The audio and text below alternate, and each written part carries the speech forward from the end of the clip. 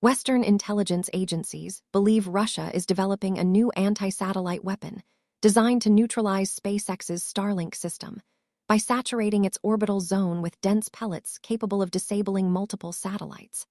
According to classified findings shared with the Associated Press, this zone effect concept would represent a major escalation in the weaponization of space, one that could threaten not only Ukraine's battlefield communications, but the stability of low Earth orbit itself. Sources from 2 NATO intelligence services described a weapon that would scatter hundreds of thousands of high-density projectiles across Starlink's roughly 550-kilometer orbital range. The debris would form a lethal cloud, creating an expanding kill zone capable of wiping out several satellites simultaneously. Unlike Russia's 2021 anti-satellite missile test, which destroyed a single defunct Soviet spacecraft, this design aims for area-wide disruption rather than precision strikes.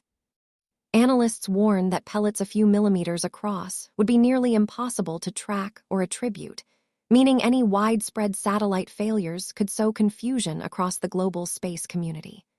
The intelligence reports suggest the system is actively under development, though they provide no specifics about testing or deployment timelines. Moscow has not commented, and President Vladimir Putin recently reiterated that Russia has no intention of placing nuclear weapons in space, while continuing to promote a UN ban on orbital arms. Starlink remains a vital communications lifeline for Ukraine, providing secure links for military coordination, intelligence sharing, and civilian internet access amid Russian jamming efforts. Moscow has frequently argued that civilian satellites aiding Kyiv are legitimate military targets. The U.S. and its allies view any attack on commercial satellites as both a direct threat and a potential breach of international norms. Canadian Brig.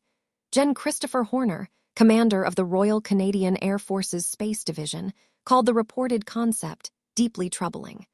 He noted that detonating a box of tiny metallic pellets could blanket an entire orbital regime, taking out Starlink assets and any other satellites in that layer, including those of neutral or allied nations.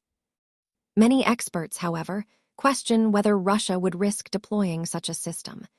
Victoria Sampson of the Secure World Foundation described it as a weapon of fear, meant more for deterrence than use, given the self-destructive consequences of releasing long-lived orbital debris.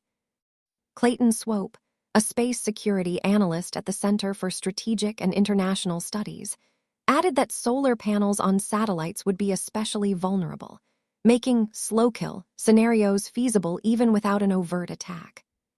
Critically, any debris produced by a zone effect strike would not remain isolated.